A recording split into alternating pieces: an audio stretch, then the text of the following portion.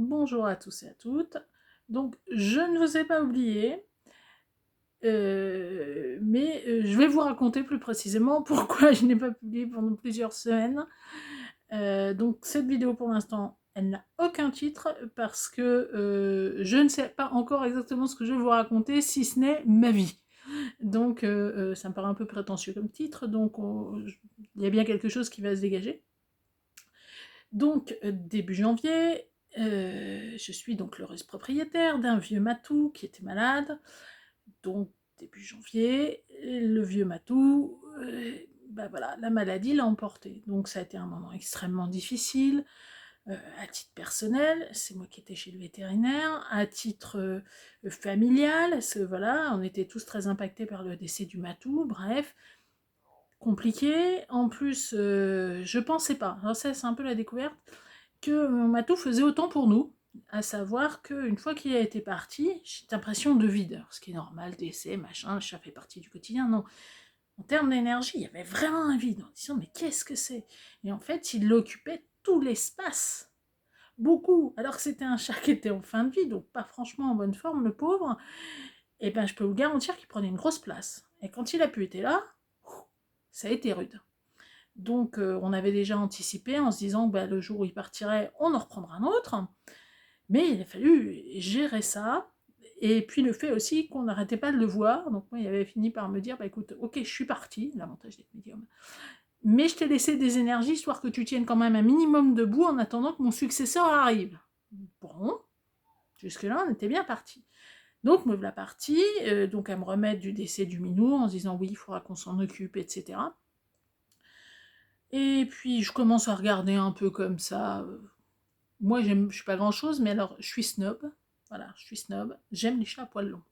Pas difficile, mais il me faut des poils longs. Pas nécessairement un chat de race, mais à poils longs.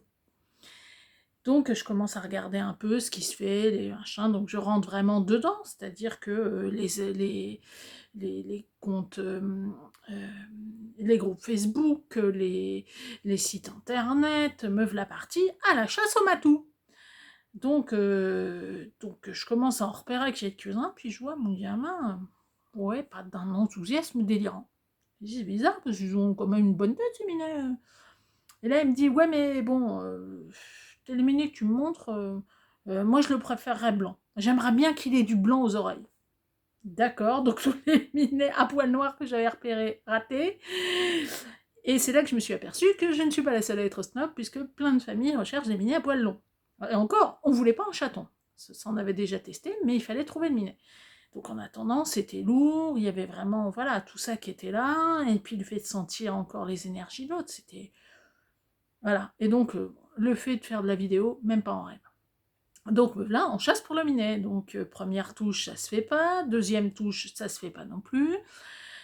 Et puis je me suis mis un peu plus sérieusement sur les groupes Facebook en me disant ça marche pas avec les sites internet, il y a toujours un truc, les associations, enfin ça me voilà pas plus que ça.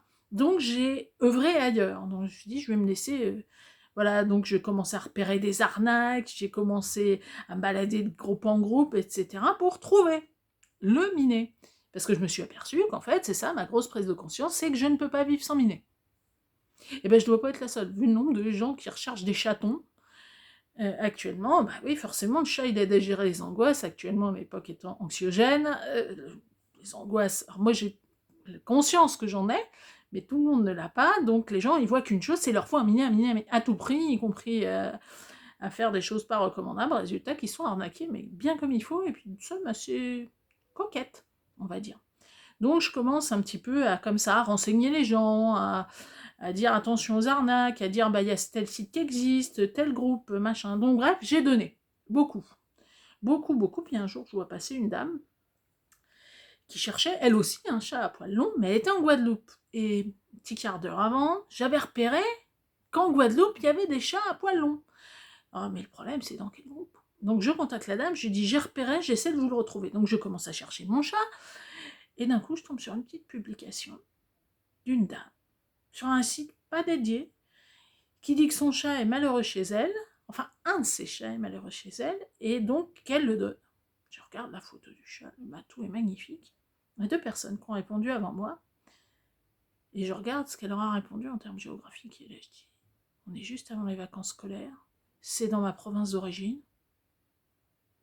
Hop, on va montrer la photo à tout le monde, montre ça à mon gars. Alors, le chat, oh, il a une bonne tête, c'est génial, contacte la dame. Son papa, ouais, pourquoi pas. Eh ben, on est parti.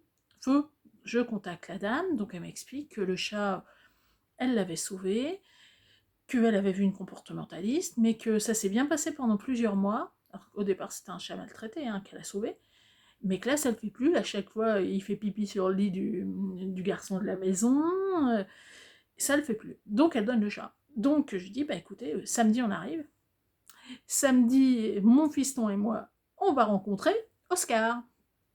Et Oscar, eh ben, 5 jours, on était là. Mais peut-être qu'on est en train de faire une connerie. Ce chat, il fait pipi. Ça se trouve, on va être embêté à ce qu'il fasse pipi partout. Bref, des gros remords en se disant peut-être que je fais une connerie.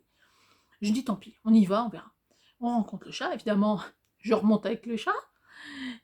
Et là j'ai eu du bol. Parce que, au bout d'un petit peu plus d'une semaine, alors c'est pas moi qui me suis occupée, mais il a bien voulu utiliser la litière. Mais alors, c'est reste un chat craintif. Et quand moi j'avais demandé, il nous faut un chat, j'avais dit à mon fils, je te préviens, ce sera le tien. Hein. Tu feras sa litière, moi tu vas t'en occuper. Je confirme, c'est le sien. Il est très craintif, mais quand il a trouille, il se planque dans les endroits où mon fils laisse ses odeurs. Donc c'est surréaliste. Et là, je suis toujours sur les groupes de chats. Je ne sais toujours pas pourquoi.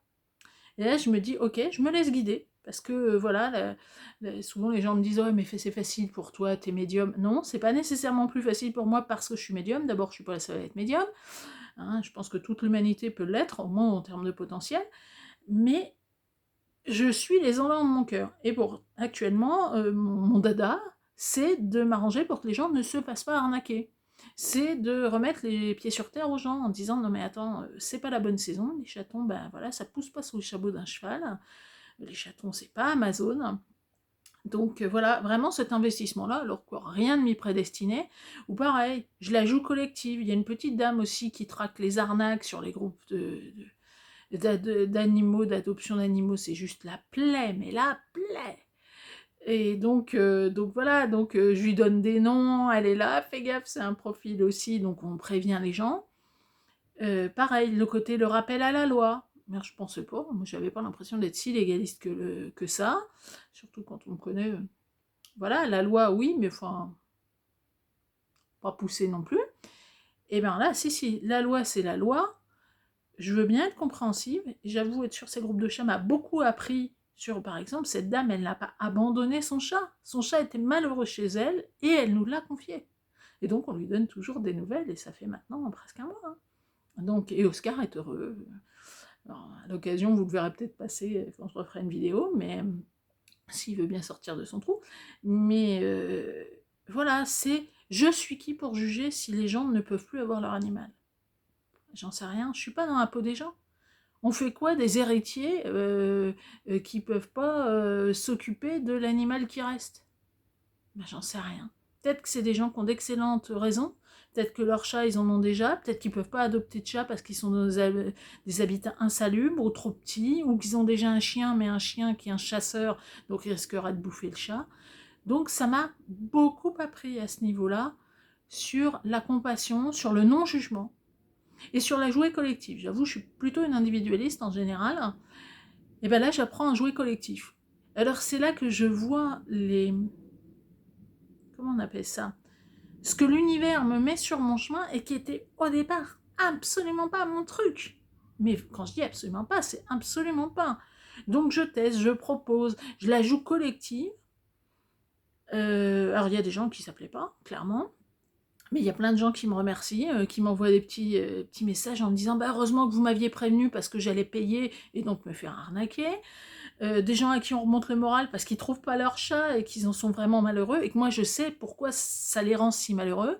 J'avoue, Oscar nous a ramené franchement la joie de vivre à la maison, même si c'est un chat qui est craintif, qui vient quand ça l'arrange, qui est super mimi, hein, qui est pas agressif pour l'ombre d'une cacahuète, mais c'est pas nécessairement le chat le plus collant que je connaisse, mais c'est un super matou et il nous apprend beaucoup, voilà. Donc c'est un super prof pour moi, donc j'ai décidé de me laisser guider là-dedans et de donner, et je verrai bien ce que l'univers va me renvoyer. J'ai décidé d'y aller en confiance. Ça, c'est le niveau de prise de conscience aussi, de savoir si les gens veulent un chat à tout prix. C'est pas que c'est des irresponsables qui considèrent les matous comme des objets qu'on achète sur Amazon, mais c'est qu'ils sont tellement bouffés par leurs angoisses que la seule réponse qu'ils connaissent, c'est pas d'aller voir un psy, c'est d'avoir un chat. Pourquoi pas? L'important, c'est qu'ils trouvent leur bonheur. Mais savoir garder cette distance-là, apprendre à dire, ok, je ne sais pas la vie des gens, et peut-être qu'ils ont d'excellentes raisons. Moi, cette dame qui nous a confié Oscar, je la remercie régulièrement. Elle est contente parce qu'elle sait que le chat est bien, et que elle a fait de son mieux, et que juste l'environnement qu'elle pouvait lui proposer ne lui convenait plus. Et puis, renseignement pris, Oscar, quand les environnements lui plaisent pas, il fait pipi. Elle a pris cette habitude-là très jeune, visiblement, donc voilà. On s'est dit, ok, quand toi t'as voulu déménager, t'as fait ça, parce que l'odeur du chat qui fait pipi, si vous voulez, ça motive.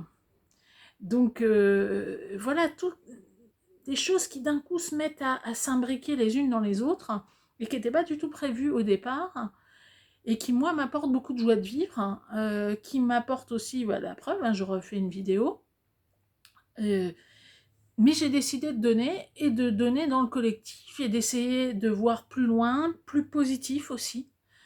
Donc je vous invite à réfléchir aux prises de conscience que vous avez eues, notamment depuis le début de l'année, parce que l'ambiance reste encore très très lourde, avec des énergies qui restent ultra fortes, mais il y a quelque chose qui est en train de changer, qui est assez net.